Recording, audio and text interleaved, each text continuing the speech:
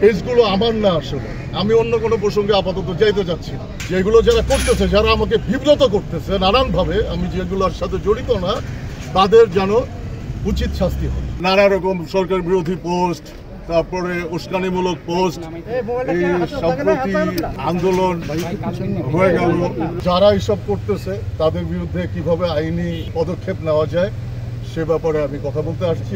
নাম ছবি ব্যবহার করে বেশ কিছুদিন ধরে বিভিন্ন রকম উস্কানিমূলক পোস্ট ওখান থেকে দেওয়া হচ্ছে, যেটার সাথে আমার কোনো সম্পর্ক নাই, কোনোভাবেই নাই, এবং এই জন্য আমার বিব্রত হচ্ছে।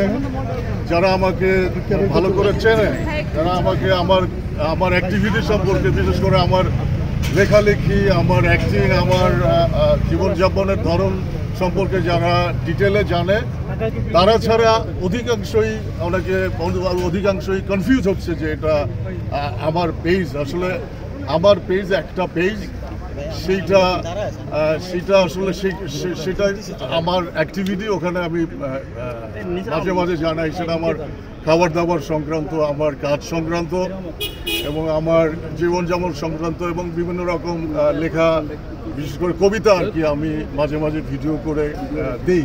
ওটাই আমার পেজ আর কি। আর এছাড়া অজস্র, আমি খেয়াল করে দেখছি যে একই ছবি ব্যবহার করে একাধিক ফ্যান পেজ, এই পেজ সেই পেজ, নানান রকম পেজ গজায় উঠে নানা রকম সরকার বিরোধী পোস্ট, তারপরে উস্কানিমূলক পোস্ট, এই সম্প্রতি যে আন্দোলন হয়ে গেল এটাকে ঘিরে নানান রকম উস্কানি, এবং বিভিন্ন ইস্যুতে বিভিন্ন রকম অস্থিতিশীল করার জন্য, যে সমস্ত মানুষকে উস্কানি দেওয়ার জন্য যেভাবে লিখতে হয় ওইভাবে লিখে বা বলে, হ্যাঁ, এই সমস্ত পোস্ট আর কি দেওয়া হচ্ছে। তো আমি আমার অ্যাভারেজে আমার যারা বলতেছে আমার দেশের বাইরে বাংলা ভাষাভাষী যারা আমার ফ্যান ফলোয়াররা আছেন, তারা এই সমস্ত পোস্টে কনফিউজ হবেন না, কারণ এখানে আইন আছে, আইনের লোকজন সতর্ক, তারা খোঁজখবর নিছে, তারা জানে যে কোনটা কার আইডি, কোনটা কার পেজ, তারা জানে। তারপরেও এত মানুষ কনফিউজ হচ্ছে, যে জন্য আমাকে আজকে আপনাদের সামনে বা ডিবি অফিসে আসতে হয়েছে।